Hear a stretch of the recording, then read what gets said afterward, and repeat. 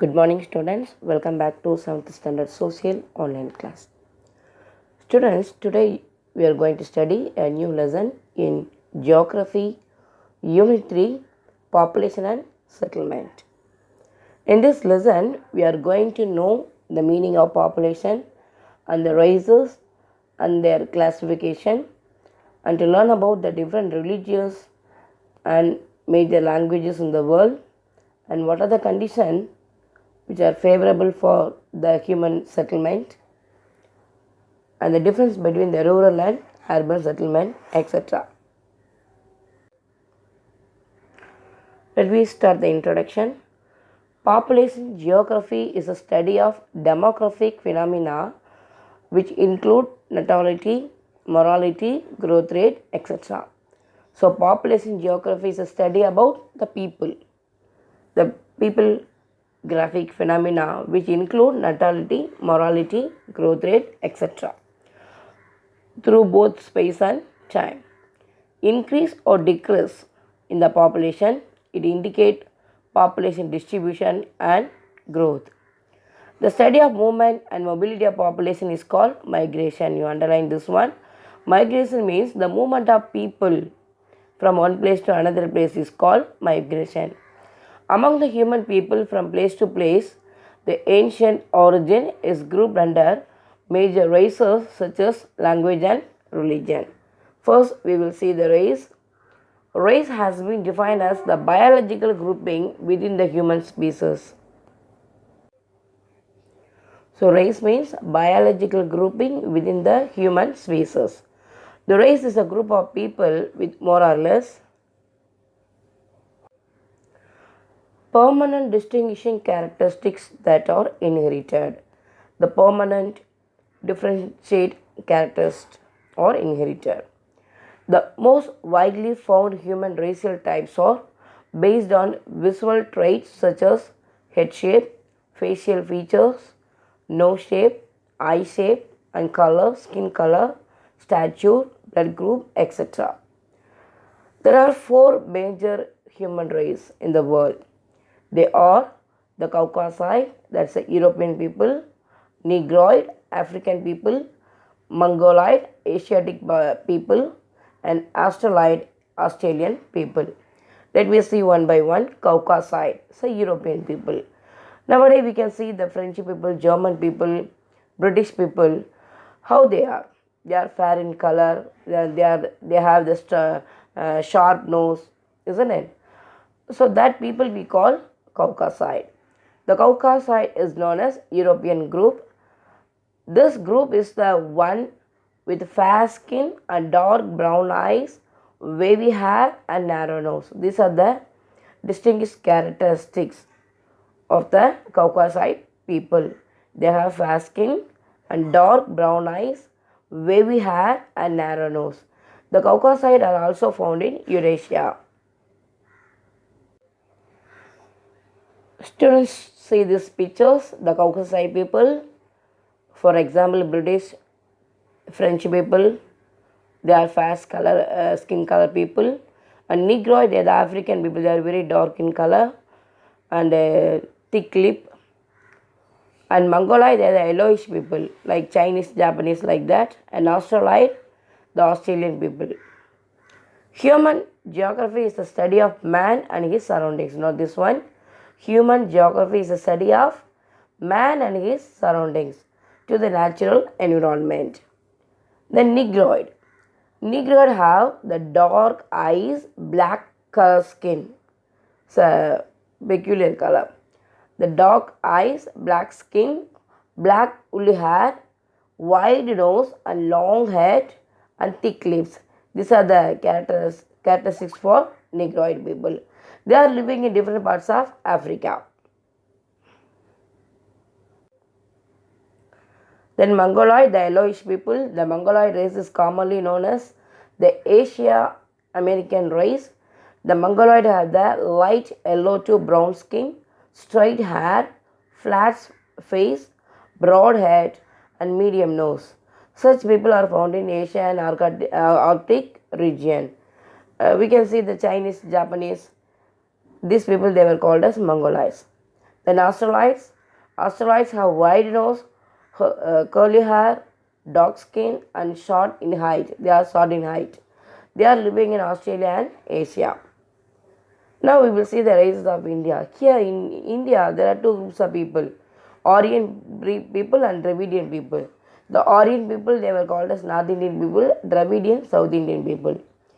India is said to be one of the cradle lands of the human civilization. Initially, four civilizations that was formed.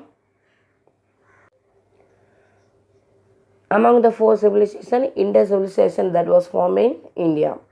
The ancient Indus Valley civilization in India was believed to have been of Dravidian origin in North India. So initially the Dravidian people, they were started their career in northern India. Later these Dravidian people were pushed south when the Indo-Aryan came in later. So when the Indo-Aryan came to North India, these Dravidian people, they were pushed to move to South India. South India was dominated by three Dravidian kingdoms like Chera, Chola and Pandyas. The Dravidian languages are Tamil, Telugu, Kannada, Malayalam and Tulu.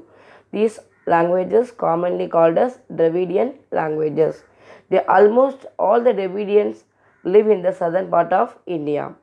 Now we will see religion. Religion means, underline this one, particular system of faith and worship.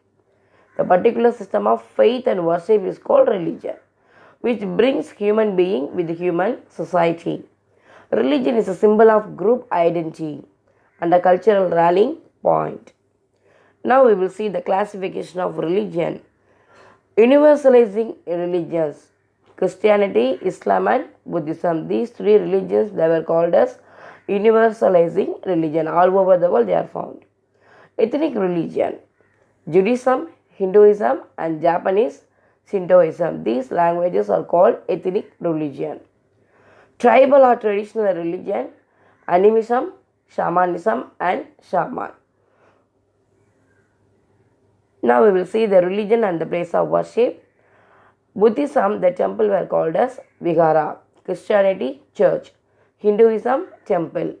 Islam, mosque. Jainism, basadi. Judaism, synagogue, and Zoroastrianism, Agiari. So these are the name of the place of worship. Now we will see the language. Language is the means of communication. It is a great force of socialization. Language, either in the written form or oral form, is the most common type of communication. Note this one, language is the means of communication. Language promotes the transmission of ideas from one person to another person. So language, it conveys the message from one person to another person. And the functioning of political, economic, social and religious system. All the systems are functioning only with the help of this language. The major languages in the world: English, Spanish, Hindi, Portuguese, Russian, Arabic, German and Chinese. Languages of India. India has many languages and culture. Each state has its own language, though the national language is Hindi.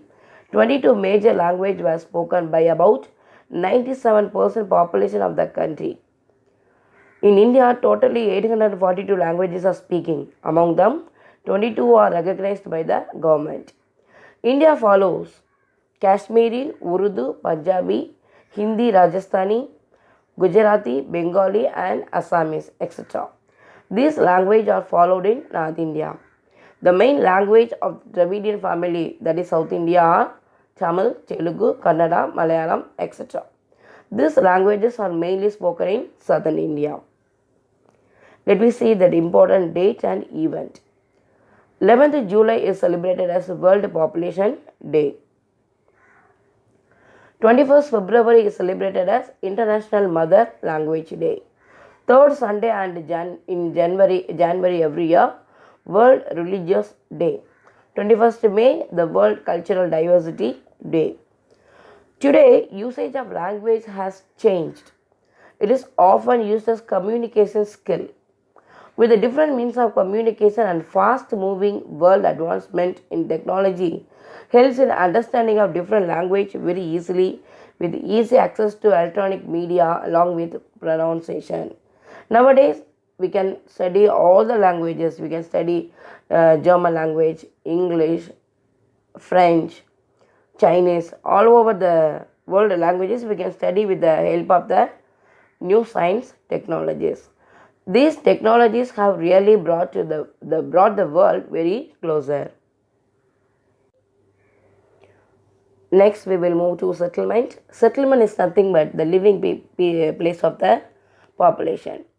Settlement is a place where people live and interact through activities such as agriculture, trading, and entertainment. Now, this one, settlement is a place where the people are living and interact with each other and through various activities like agriculture, trading, and entertainment. A rural settlement is a community involved predominantly in primary activities like agriculture, lumbering, fishing, and mining. So, rural settlement is nothing but is a village settlement. In village, the major occupations are agriculture, lumbering, fishing, and mining. An urban settlement engages in predominantly in secondary and tertiary activities. Urban settlement, the town or city settlement. Here, the major trading occupational activities are secondary work and tertiary activities like industries, trade, and banking. There is often a correlation between the function, size of population, and population density. A rural settlement tends to have a small population and low population density. Usually, in village settlement, it has small population and low population density. But in urban settlement, it has a large population size and have high population density. Size and situation. It refers to the location of actual settlement. The initial choice of a site for a settlement depends on how it is useful for meeting our daily needs like water supply, availability of farmland, building material, and fuel, etc. So, based on these matter, there must be a high population density or low population density. Students, up to this we will conclude this lesson. So today we have studied about the meaning of population and the various races. There are four major races: Caucasides, Negroid, Mongoloid, and Australoid. And various religions: universalizing religion, ethnic religion, tribal or traditional religions we have studied. And we have studied the major languages in the world and languages in India also we have completed. The remaining portion will be seen in the next class. Today I will give some home assignment. You copy in your classwork note and study well. Thank you.